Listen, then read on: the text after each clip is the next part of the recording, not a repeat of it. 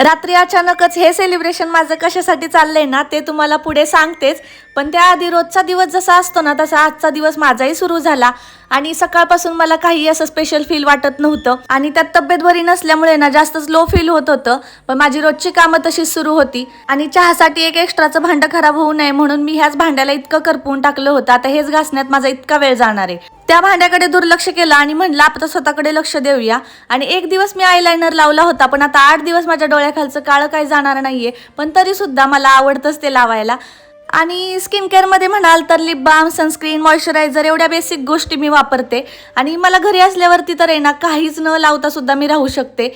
आणि एका ताईची कमेंट होती ना की इंद्रायणी भाताचा तू जिरा राईस कसा करते, तर तुम्ही इथे बघून तुम्हाला समजू शकता की इतकं सोपं आहे. फक्त तेल टाकायचंय, जिरे टाकायचंय, छान तडतडलं की नॉर्मल असं आपण भात शिजवतो ना तसा शिजवून घ्यायचंय आणि सगळ्यात शेवटी जेव्हा गार होईल ना त्यावेळेला त्यामध्ये कोथिंबीर टाकायची आहे. त्यानंतर मस्त असं जेवण करून आम्ही निघालो होतो बाहेर सेलिब्रेशन करण्यासाठी. आता हे छोटंसं सेलिब्रेशन जरी असलं ना तरी गोष्ट खूप मोठी आहे, कारण आहे ना सकाळी जेव्हा उठले होते तेव्हा मला वाटलं नव्हतं की माझे 10,000 सबस्क्रायबर आता कंप्लीट होतील आणि ते रात्र होता होता झालं होता. त्यामुळे माझ्या चेहऱ्यावरती खुशी पण तुम्ही बघू शकता.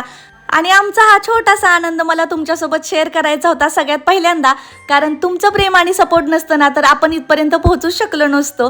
त्यामुळे आम्ही हे छोटंसं सेलिब्रेशन करत होतो आणि तुम्हाला पण ह्यामध्ये सहभागी करून घेतोय. तर भेटूया अशाच पुढच्या व्लॉगमध्ये. Okay, bye.